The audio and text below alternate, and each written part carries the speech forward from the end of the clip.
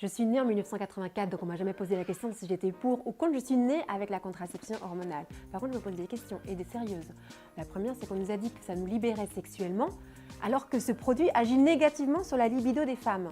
Donc c'est un petit peu particulier. Alors ça libère parce que ça enlève la peur de l'enfant, mais physiquement parlant, les femmes sont moins disposées à l'acte sexuel sous contraception hormonale.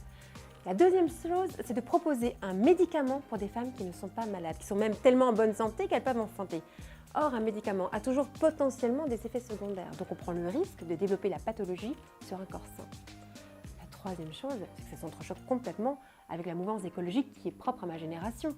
Les hormones de synthèse dans les moyens de contraception, eh bien, elles sont déversées dans les urines, qui sont déversées dans les rivières et qui vont avoir un impact négatif sur l'écosystème puisque aujourd'hui, nous n'arrivons pas à les détruire, ces hormones de synthèse. Donc là aussi, ça pose problème.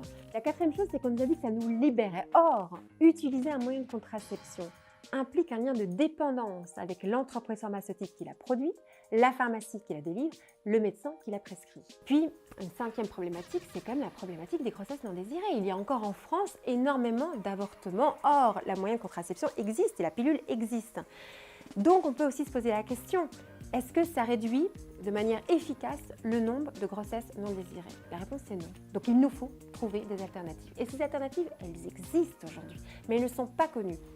Je crois beaucoup aux alternatives écologiques et naturelles pour réguler la fécondité. Elles sont basées sur une seule chose, c'est que les femmes apprennent à se connaître, connaître leur cycle et connaître leur moment où elles sont fertiles ou infertiles. Et en fonction de cette connaissance, elles vont adapter leur vie sexuelle.